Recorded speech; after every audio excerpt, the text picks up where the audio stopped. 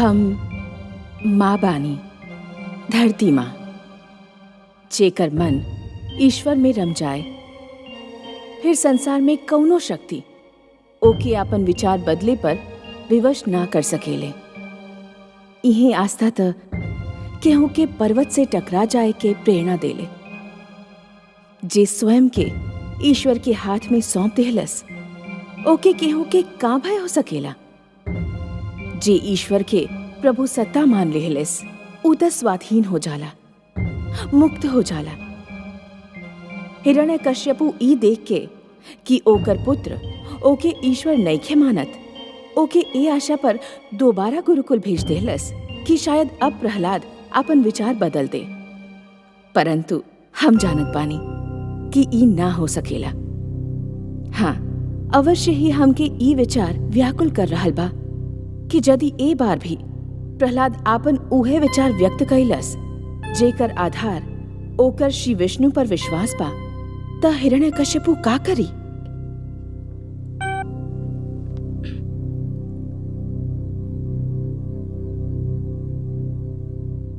महारानी की जय होखे। रवा बोलौनी हमनी के। हाँ चित्रा, राजकुमार प्रहलाद असुर सभागर में पधारे वाला बाड़े।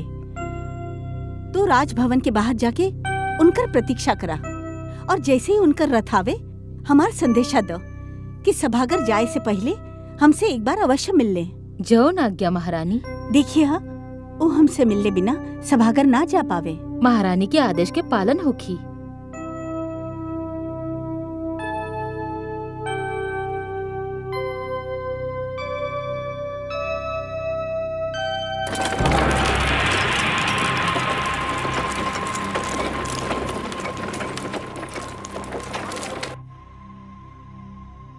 आई।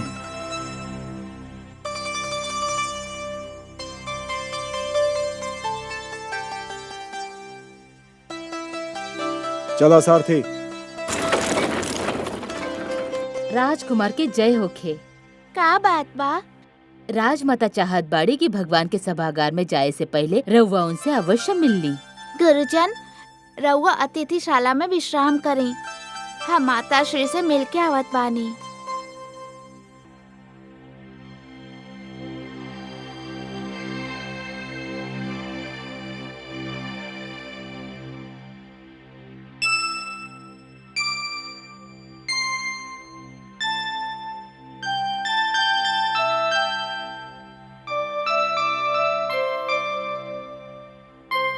माते, पुत्र, हमार पुत्र, हमार प्राण, हमार नैन के ज्योति, बस एक बार हमारे गो बात मनबा। कही माते। अपना खातिर ना सही, हमार खातिर, अपन माँ खातिर, मन से ना सही, केवल मुख से एक बार अपन पिता के भगवान कह दे पुत्र। मन से तो जौन मान ला उहे माना, एक बार मुख से कह दा। माते, अब एगो बात हम पूछी का? यदि रउआ केहू के विषय में ई सुन लेनी कि ओकर मुख पर कुछ और रहेला और मन में कुछ और, तो रउआ ऐसन व्यक्ति के विषय में का सोचब? का रउआ ऐसन व्यक्ति के ढोंगी ना कहब? माते, का रउआ चाहब कि राउर पुत्र, राउर नयनन के ज्योति एगो चरित्रहीन व्यक्ति के रूप में जानल जाए, जेकर मुख पे कुछ और रहेला, मन में कुछ और? बाकी पुत्र, वो तो हर वक्त कर दी है, तो क्या मार दी है। यदि विधाता हमार मृत्यु के वक्त निर्धारित कैले बाड़े और हमार मृत्यु खातिर आज के दिन ही चुनल गइल बा, तो माते, हम मुख से कुछ भी कही, हमके आज ही मरे के होखी। और यदि हमके आज नहीं के मरे के, तो हम मुख से जौन भी कही, हमके आज केहू न मार सकेला। माते, माँ से पुत्र के बल मिलेला। ईश्वर पे विश्वास के पश्चात राउर प्यार ही हमार सबसे बड़ा शक्ति बा।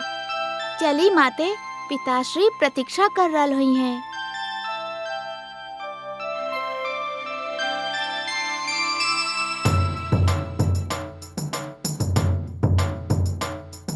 सर्वशक्तिमान भगवान हिरण्यकश्यपु के जय होखे। महारानी कयाधु और राजकुमार प्रहलाद उपस्थित हो रहल बाड़न।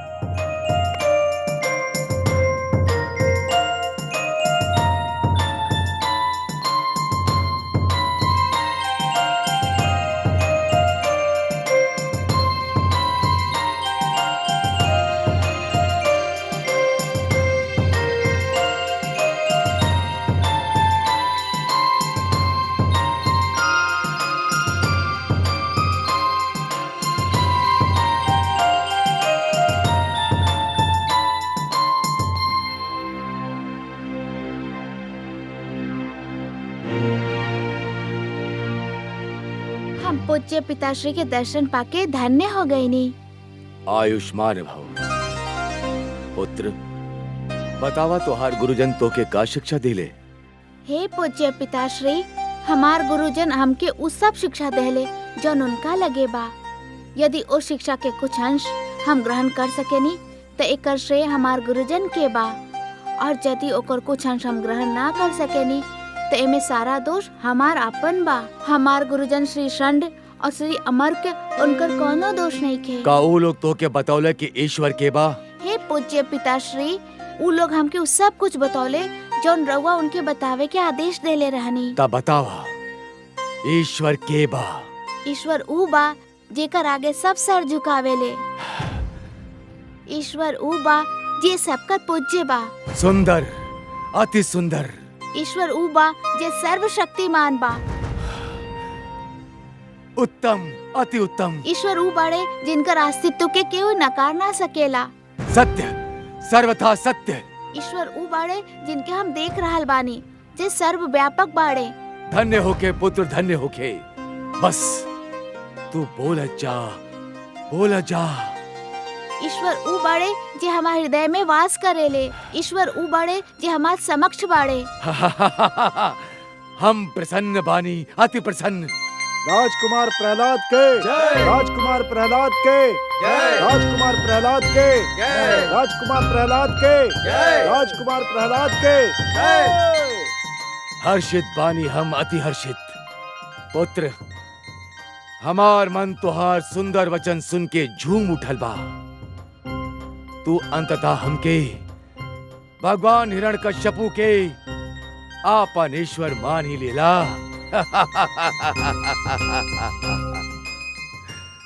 हम ई तो ना कहनी पिताश्री, हम तो राउर आज्ञा अनुसार ये बतावत रहनी कि ईश्वर के बाड़े। ये तू का कह रहल बाड़ा? का हम तुहार खातिर पूज्य नहीं की? अवश्य बानी। तब फिर रउआ हमार पिता बानी महाराज, और पिता संतान खातिर पूज्य ही होखेला। किंतु तू कहला कि ईश्वर ऊ जे सर्वशक्तिमान होखेला। ईश्वर ऊ बा जे के तू देख रहल बाड़ा। ईश्वर ऊ बाड़े जे तुहार समक्ष बाड़े। तब फिर हम ही सर्वशक्तिमान बानी। हम कहीं तू देख रहल बाड़ा और हम ही तुहार समक्ष बानी। इस सत्य बा पिताश्री कि हम रउआ के देख रहल बानी। रउआ हमार समक्ष बानी, परंतु हमार मन केहू और के लीला देख रहल बा। हमार मन के आँख के समक्ष केहू और बा। के देख रहल बाड़ा तू? के बा तुहार मन के आँख के समक्ष? बोला। जे हमार मन में वास करेले, जे हमार ईश्वर बाड़े। के बा तुहार ईश्वर? जे सबकर ईश्वर बाड़े, जे अजन्य बाड़े, अनादि बाड़े, अनंत बाड़े। मूढ़, धूर्त, ओकर नाम तो बता। सहस्त्र नाम बा उनकर। जनार्दन, जगदीश्वर, परमेश्वर, सर्वेश्वर, वासुदेव। बाकी जो नाम हमके सबसे सुंदर लागेला ऊ बा विष्णु, भगवान विष्णु। ना, ना!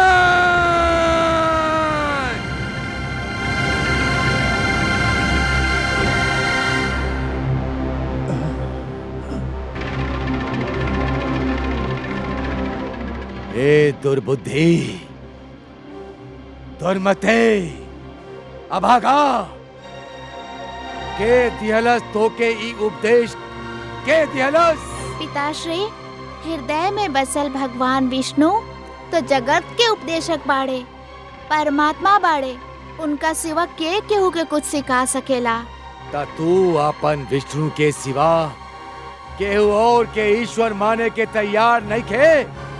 ना पिताश्री, जे श्री विष्णु के ईश्वर मान लेले होखे, उ केहू और के ईश्वर कैसे मान सकेला? सामंत, देखत का बाड़ा मत कर दाए धूत के।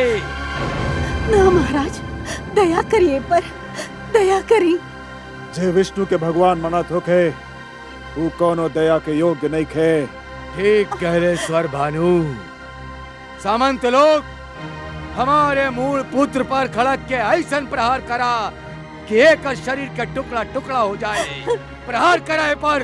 ना महाराज, राउर पुत्र बा प्रहलाद, अपन पुत्र के क्षमा कर दे। ई हमार पुत्र बा ना, ईता विष्णु के दूत बा, हमार बैरी बा, राजद्रोही बा। सामंत वध करदा एकर। असुर सामंत लोग, जवन भगवान विष्णु हमरा में बाड़े उ तू लोग के भी भीतर बाड़े और इस शस्त्र में भी बाड़े। ओम नमो नारायण, ओम नमो भगवते। देखत का बड़ा वध करदा एकर। का भइल महादेवी? करुणा सागर, असुर सामंत के इतना सारा खड्ग और बेचारा प्रहलाद के कोमल शरीर, कितना अत्याचार हो रहल बा। देखनी ना रउआ। और प्रहलाद का कहलस रउआ नइखे सुनली? उ तो कहलस कि असुरन के भीतर भी हम ही बानी। जब ऊ भयभीत नइखे त रउआ काहे भयभीत बानी? तनी के अनुपम दृश्य के देखी तो सही।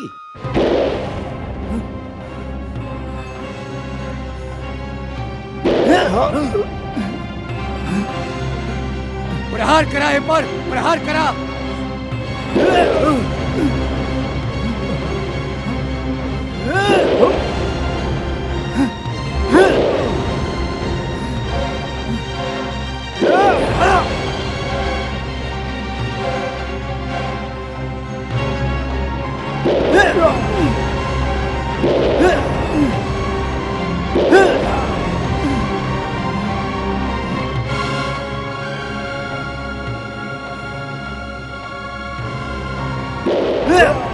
आयर, का हो गए तू लोग के शस्त्र के?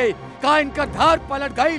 अब खड़ा खड़ा हमार मुंह का देख रहल बाड़ा। समाप्त कर दा हमार बैरी के, समाप्त कर दा एके। रुक जाए समंतगढ़, रहुआ एक बार प्रयास करके देख लेनी, कुछ ना बिगाड़ सकनी हमार पुत्र के। अब हम तू लोग के दोबारा प्रयास ना करे दे। महारानी, हट जाए बीच से। हमार और हमार शत्रु के बीच आवे के केहू के अधिकार नहीं के, फिर चाहे वो हमार पत्नी काहे ना होके। हम राउर पत्नी अवश्य बानी, परंतु हम प्रहलाद के माँ भी बानी। एगो माँ के अपन पुत्र के रक्षा करे के पूरा अधिकार बा। हम भी पिता बानी एकर, हम भी प्रेम कैले रहनी ऐसे, किंतु ये धूर्त विष्णु के आपन ईश्वर मान के हमार प्रेम के कृपा और क्रोध में बदल दियलस। हम एक कदापि क्षमा ना कर सकेनी, कदापि ना। आप हट जाए बीच से। रउआ क्षमा ना कर सकेनी, कहे कि रउआ पिता बानी। हम एकर वध ना देख सकेनी, कहे कि हम एकर माँ बानी। हम एकर अपन गर्भ में पल्ले बानी, एकर जन्म पर प्रसव पीड़ा सहले बानी। हम अपन रक्त के दूध में बदल के एकर पेट भर ले बानी। हम एकर पीड़ा पर तड़पल बानी, एकर रोवला पर रोवले बानी, एकर संगे रात रात भर जागल बानी। रवई कुछ नहीं खिसाले बानी महाराज, कुछ नहीं के कहले रवा। भला एगो पिता भीतर के पीड़ा के कैसे समझ सकेला? महारानी, का फिर आज रउआ के आपन पति और पुत्र में से केहू एगो के चुने के होके, केहू एगो के। ऐसा मत कही महाराज, इतना कड़ा परीक्षा मत ली हमार। तो फिर हट जाए पीछे, हट जाए। हम तो ये भी ना कर सकेनी, काहे कि रउआ हमार सुहाग बानी और प्रहलाद हमार रक्त। हम केहू के भी ना छोड़ सकेनी, परंतु हाँ, हम इतना अवश्य कह सकेनी कि आपन पति की आज्ञा के पालन करी और कर दी अपन पुत्र के वध। किंतु उससे पहले हमार तन के टुकड़ा टुकड़ा कर दी हमार तन के टुकड़ा।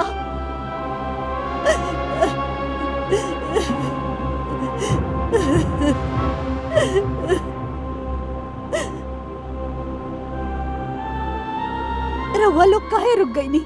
कर दी हमार पुत्र के वध, अपन भगवान के आज्ञा के पालन करी।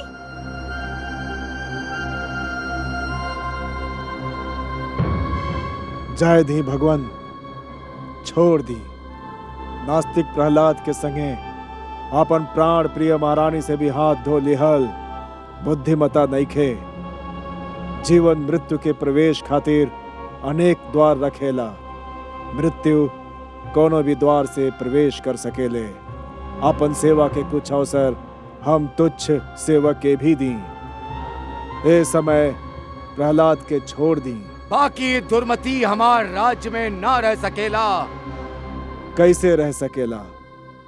विष्णु के दूत और भगवान हिरण्यकश्यपु के पुजारी एक ही चार दीवारी में कदापि ना रह सकेलन। सामंत लोग, हमार ये अभागा पुत्र के राज्य के सीमा से बाहर खदेड़ दा और घोषणा कर दा कि जे भी एके जल दी वो के जल प्राप्ति के सब साधन से वंचित कर दिया जाई।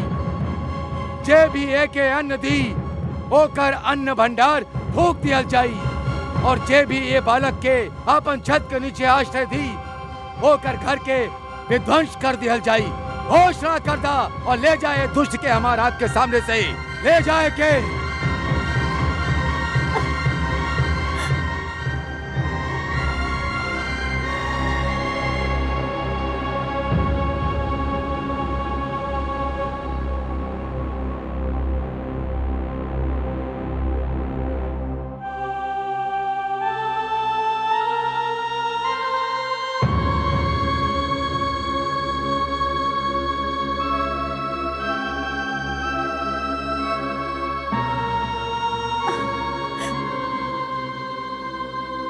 पुत्र, हमार पुत्र। माता, रउआ मातृत्व के धर्म निभावनी। संसार ऐसन माता के सदा याद रखी। हमके रउआ पे गर्व बा, रउआ से प्यार बा, परंतु हमार चिंता मत करी। हमार संगे उहे होखी जे विधाता हमार भाग्य में लिख देले बाड़े। हम अपन पिता के आदेश के पालन कर रहल बानी, रउआ से दूर जा रहल बानी। हो सकेला ई सब भी हमार श्री विष्णु भगवान के इच्छा से हो रहल होखे।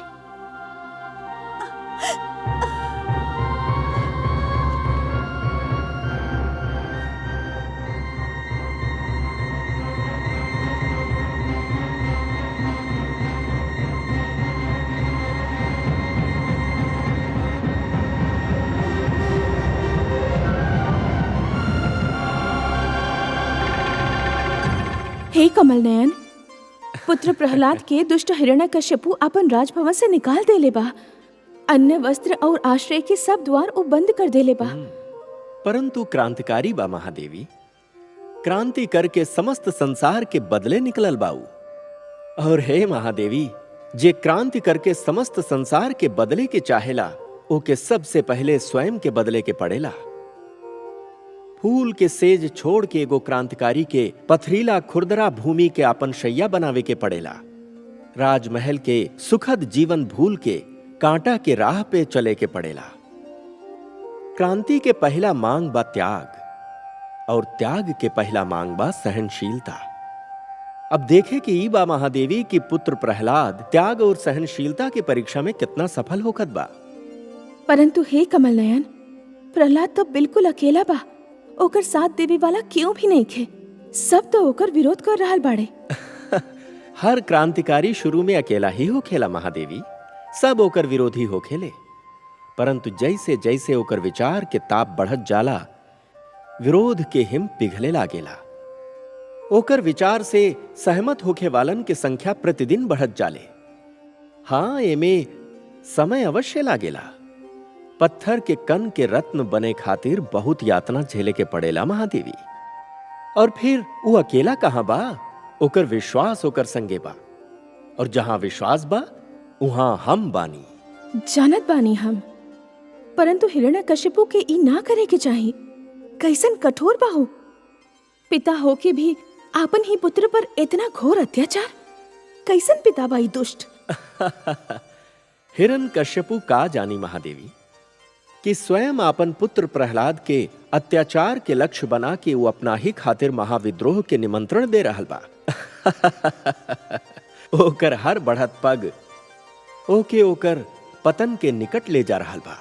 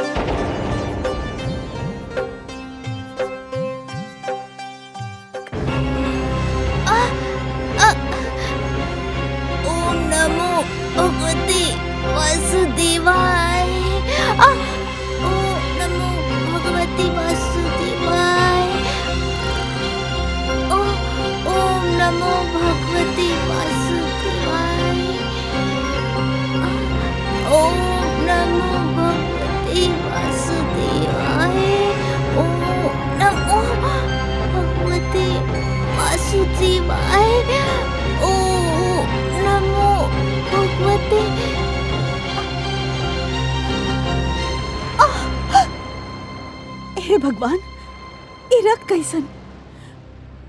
होखे ना होखे हमार पुत्र कौनो संकट में बा, ना जाने का बीतत होखे ऊपर। का भइल महारानी? अरे ये रक्त कैसे निकल आइल? रउआ तो विश्राम करत रहनी। पता ना, लागत बाई रक्त हमार पुत्र के पीड़ा के संकेत दे रहल बा।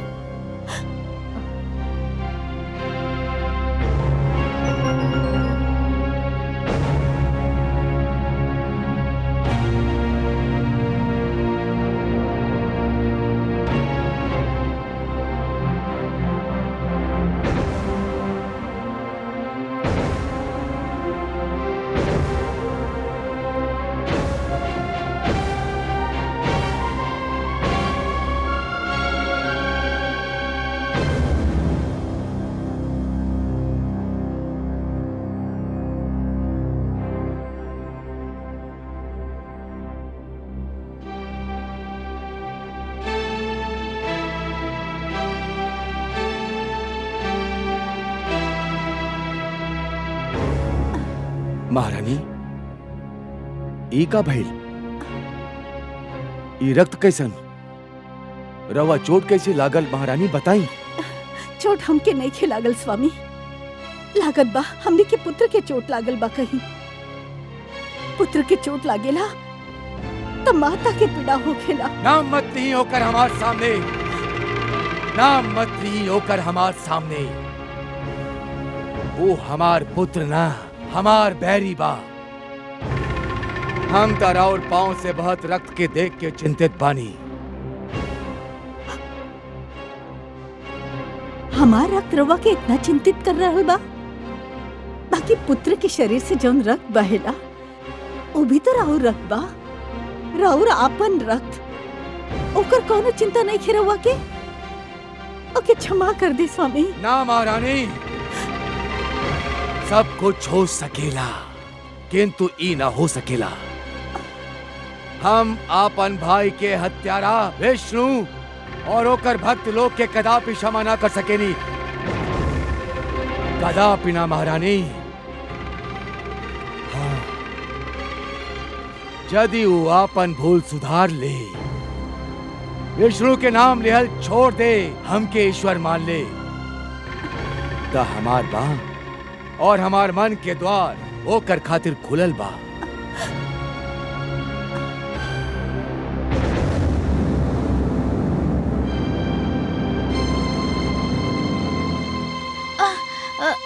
ओम नमो भगवते वासुदेवाय। ओम नमो भगवते वासुदेवाय। ओम नमो भगवते वासुदेवाय। ओम नमो भगवते वासुदेवाय। ओम नमो भगवते वासुदेवाय। ओम नमो भगवते वासुदेवाय।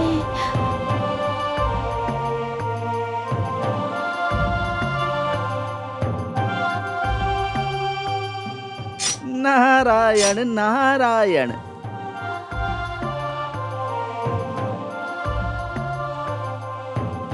प्रणाम देवऋषि। आयुष्मान भव। पुत्र, कांटा पर कहे चलत रहला? तू अपन मार्ग बदल भी तो सकत रहला। गुरु आपन ही पढ़ावल पाठ के भूल जाए के कह रहल बानी। हे देवऋषि, रवे तो कहले रहनी कि विश्वास के मार्ग कबो मत छोड़िया, वासुदेव के कभी मत भुलैया।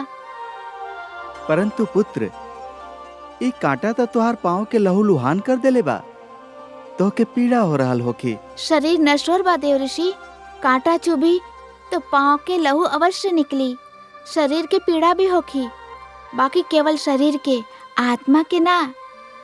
हमार आत्मा के तो श्री विष्णु के महामंत्र अपन सुरक्षा में ले बा। शरीर पीड़ा झेल रहल बा, परंतु आत्मा आनंद विभोर हो रहल बा। और अब तो हमके कांटा के कारण जौन भी पीड़ा हो रहल बा, ओ में भी आनंद मिल रहल बा।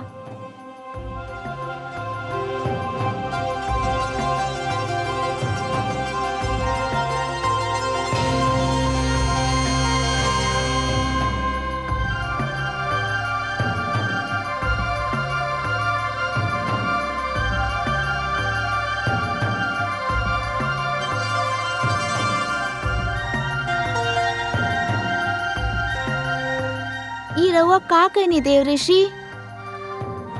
ई रक्त तो हमार साहस बढ़ावत रहे, ई पीड़ा तो हमके आनंद देत रहे। धन्य बाड़ा पुत्र। आज ज्ञात भइल कि सत्य के मार्ग के यात्रा में कुछ ऐसन क्षण भी आवेला जब पथिक आगे निकल जाला और मार्गदर्शक पीछे छूट जाला। तू त हमरा जैसन मार्गदर्शक के भी पीछे छोड़ दीला। हमके केवल अकेलापन सतावत रहल, रउआ आईनी तो हमार अकेलापन दूर हो गईल। हम त खाली एगो बानी पुत्र।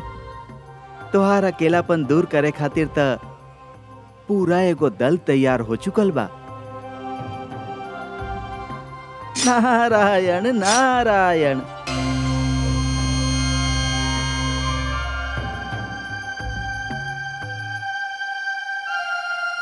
ओम नमो नारायण।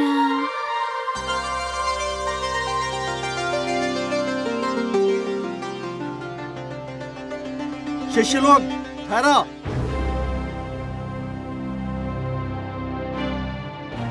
ये सब के सब तू लोग कहाँ भागल जा रहल बड़ा? हमने के जा रहल बानी गुरुदेव, अरे वो तो हमने भी देख रहल बानी, बाकी जा कहाँ रहल बाड़ा? अपन मित्र के लगे। मित्र के लगे? हाँ, हमने के राजकुमार प्रहलाद के खोजे जा रहल बानी, हमने के उनके संगे रहल जाई। अरे मूर्ख लोग, सर्वनाश हो कि तू लोग के भी और हमनी के भी। यदि भगवान हिरण्यकश्यपु के बात की सूचना मिल गई तो तू लोग के तो सत्यानाश हो कि ही हमनी के भी जीवन संकट में पड़ जाई। प्रहलाद भगवान हिरण्यकश्यपु के ईश्वर ना माने के अपराध कइले बने, यही से उनके दंड दिहल गइल बा। तू लोग काहे दंड के निमंत्रण दे रहल बाड़ा? वो अपराध तो हमने के भी कहले बानी गुरुदेव, हमने के भी श्री विष्णु के अपन ईश्वर मान ले बानी।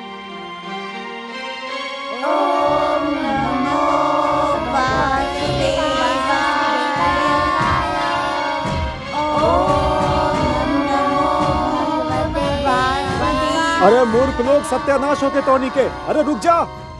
हे भगवान, रक्षा करी हमनी के। राता अब तक गई नहीं, हम भी और तू भी। सदा के भांति ए बार भी राउर वचन सत्य सिद्ध भइल। पुत्र प्रहलाद सचमुच अकेला नहीं थे। असुर गुरुकुल के समस्त विद्यार्थी ओकर विचार से सहमत दिखाई दे रहल बाड़े। महादेवी बाल अवस्था में मन की स्थिति कोमल हो खेले, उपजाऊ भूमि की भांति। ये अवस्था में जौन भी विचार मन के धरती में बो दिहल जाए, बहुत सरलता से जड़ पकड़ लेला। उच्च विचार, उच्च आदर्श और जीवन के उच्च लक्ष्य के बालक के मन में बो देवे खातिर बाल अवस्था सबसे सुहाना ऋतु हो खेला। हाँ कमल नयन, हम स्वयं देख ले बानी। पुत्र प्रहलाद असुर बालकन के मन में सुंदर विचार के बीज डल ले बा और उनमें प्रेम की खेती लहलहा रहल बा।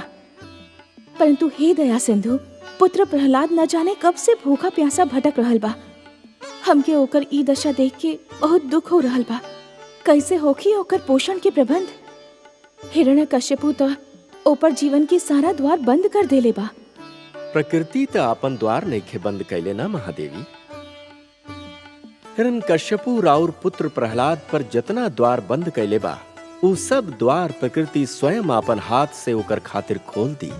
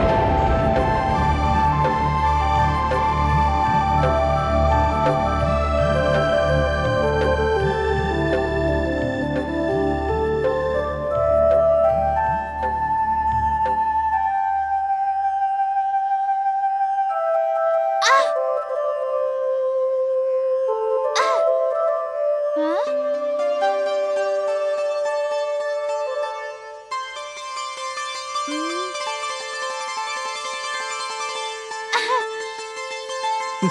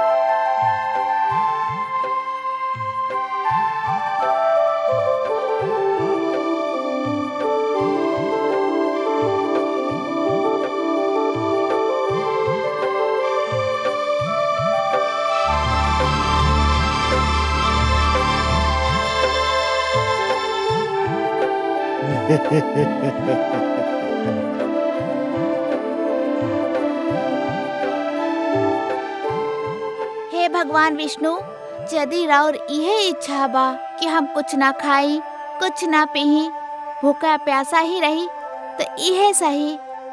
हम राउर इच्छा के आगे सर झुकावत बानी।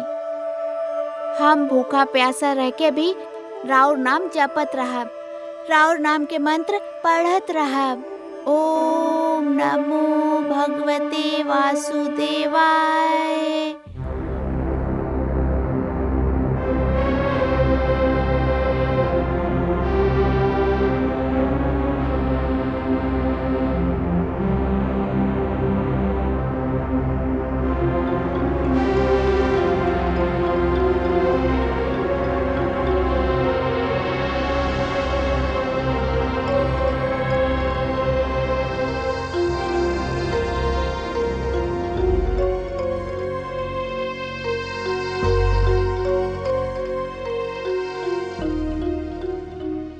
भगवान, भोजन परसल जा चुकल बा।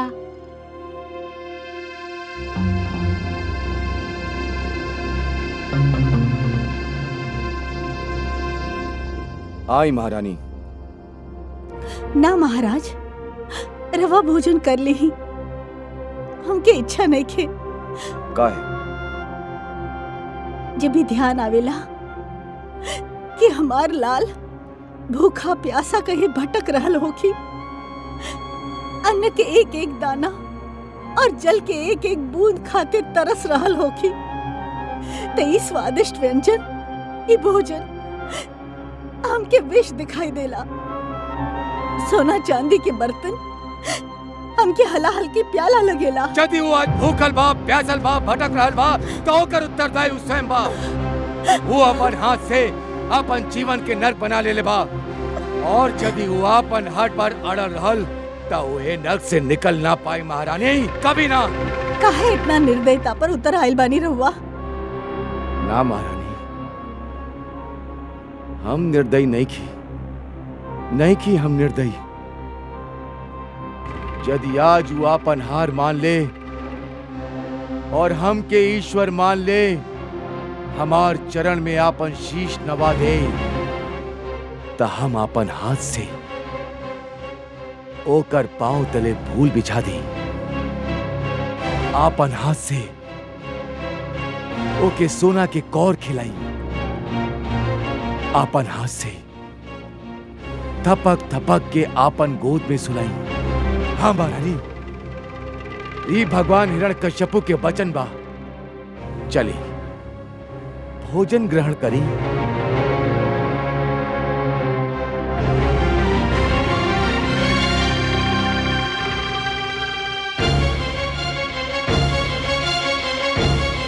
हे स्त्री, हम भगवान होके तो के समझ ना पैनी, तो के केहू समझ ना सकेला।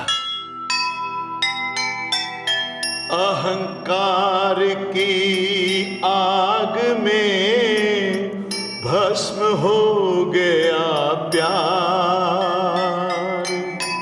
पिता पुत्र के बीच में खड़ी हुई दीवार, छोड़ दिया पीछे महल, पकड़ी दुख की राह, प्रभु में जिसकी आस था उसको क्या परवाह, उसको क्या परवाह। जो सुनेगा ये पुराण पाएगा सुख और ज्ञान, पाएगा सुख और ज्ञान। कर्म को ही धर्म जान, प्रेम की तू छेड़तान, प्रेम की तू छेड़तान। बीते युग बता रहे हैं, बीते युग बता रहे हैं, सत्य पथ पे चल सुजान विष्णु पुराण।